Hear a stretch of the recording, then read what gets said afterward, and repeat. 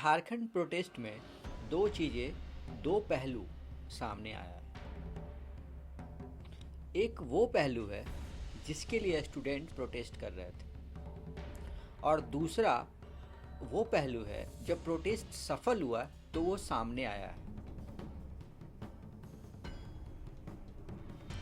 आपको बता दूं, झारखंड प्रोटेस्ट में झारखंड के मुख्यमंत्री हेमंत सोरेन ने 2014 के बाद एग्ज़ाम जो हुआ था जेपीएससी का, उसको रद्द कर दिया है।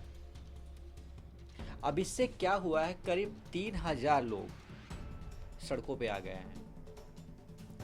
3000 लोग सड़कों पे आ गए हैं जो उस एग्ज़ाम में सफल हुए थे। वो लोग अब सड़कों पे आ गए हैं और वो सरकार के कार्यालय का घेराव कर रहे हैं, वहाँ पे आंदोलन कर रहे हैं। उनका कहना है कि मेरी क्या गलती है। अगर कोई गलती किया है तो उसके खिलाफ कार्रवाई किया जाए, जांच किया जाए, और जांच करके बाद जो इसमें संलिप्त है उसको हटाया जाए। अगर 2000 सीट है, अगर 200 सीट है, 300 सीट है, 500 सीट है, 5000 सीट है, उसमें से अगर 500 गलत काम किया है तो उसको इंक्वायरी किया जाए, उस पर सीबीआई जांच किया जाए, और जांच करके जो इसमें दोषी है उसे हटाया जाए।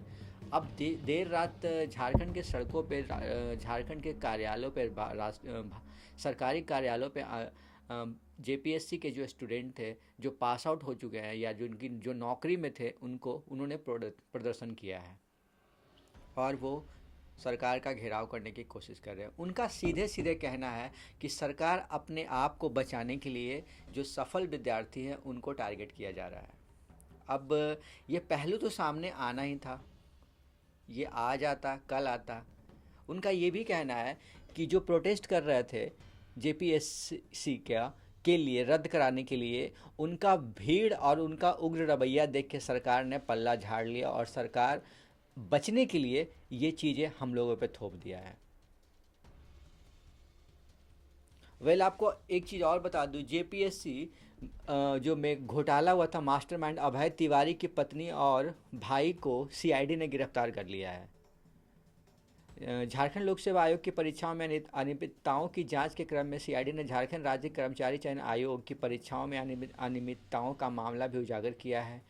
तो जो मास्टरमाइंड अभय तिवारी की पत्नी और भाई को सीआईडी ने पकड़ लिया है। खैर, ये तो जांच का विषय है, ये जो भी उसमें संलिप्त होगा उनको पकड़ा जाएगा। लेकिन जिन लोगों ने या जिन लोगों को हटाया गया है नौकरी पे से, उनके साथ अब क्या होगा।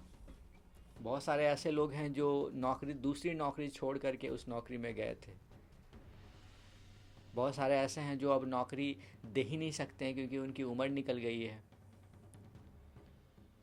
तो लोगों की अपनी अपनी दुख है, वो जाहिर कर रहे हैं। अब सरकार इसमें कैसे, किस तरीके से इनके साथ डील करती है, सुप्रीम कोर्ट किस तरीके से इसमें डील करती है, हाई कोर्ट इसमें किस तरीके से डील करती है, ये तो आने वाला वक्त बताएगा। बट क्या ये चीज़ें ये चीज़ें तो होना था, ऐसा नहीं है कि ये जानबूझ के किया गया है। लेकिन ये चीज़ कंफर्म है कि सरकार बचने के लिए, ये जाहिर सी बात है, अगर आपके राज्य में जनसंख्या 5 करोड़ हो, 5 करोड़ में अगर आप 1000-2000 की भर्ती ले रहे हो तो उस पर आप इंक्वायरी करवा सकते हो और उसको ईजिली जांच करवा सकते हो। लेकिन अगर आप जांच से भाग रहे हो, आप सीबीआई जांच से भाग रहे हो, तो इसका मतलब ये है कि आप भी उसमें कुछ ना कुछ दोषी ज़रूर हो। वरना इतने बड़े राज्य में 500, 200, 300, 3000 की नौकरियां का इंक्वायरी करवाना कोई बहुत बड़ी बात नहीं होती है। सरकार चाहे तो आराम से करवा सकती है, लेकिन अगर नहीं करवा रही है तो इसके पीछे कुछ ना कुछ तो दाल में काला ज़रूर है। शायद हो सकता है सरकार के कुछ मंत्री इसमें संलिप्त हों। ये पहलू तो आना था। हालांकि झारखंड के छात्रों में जो प्रोटेस्ट कर रहे थे, झारखंड स्टूडेंट लीडर, स्टूडेंट छात्र वहाँ जितने भी थे, वो सब लोगों ने सरकार के इस फैसले का स्वागत किया और पुलिस के साथ या सरकार के साथ काफ़ी ज़्यादा खुशी का माहौल था। झारखंड में 17 अगस्त को जो उन्होंने लाठियां खाया था उसका पैसा वसूल कार्यक्रम चला और सरकार ने वापस लिया। हालांकि कहीं भी प्रोटेस्ट होता, अभी बिहार में प्रोटेस्ट हो रहा, बिहार की सरकार को भी बैकफुट पे जाना पड़ेगा क्योंकि स्टूडेंट पावर के आगे आप नहीं टिक सकते हो, आपको झुकना पड़ेगा।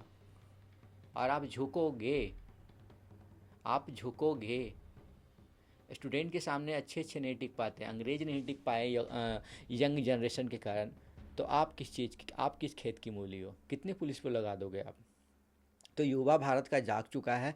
और मुझे तो लगता है कि इसमें सरकार को कार्रवाई करना चाहिए और सरकार को देखना चाहिए कि इसमें कौन कौन संलिप्त है। आप किसी को 2000 3000 जो नौकरी जिन्होंने पाया है, जिन्होंने मेहनत करके, हो सकता है उसमें से 10 लोग गलत किए होंगे, लेकिन बाकी लोग तो एग्ज़ाम दिए हैं सही से, फिर उनके साथ ये कार्रवाई क्यों किया जा रहा है।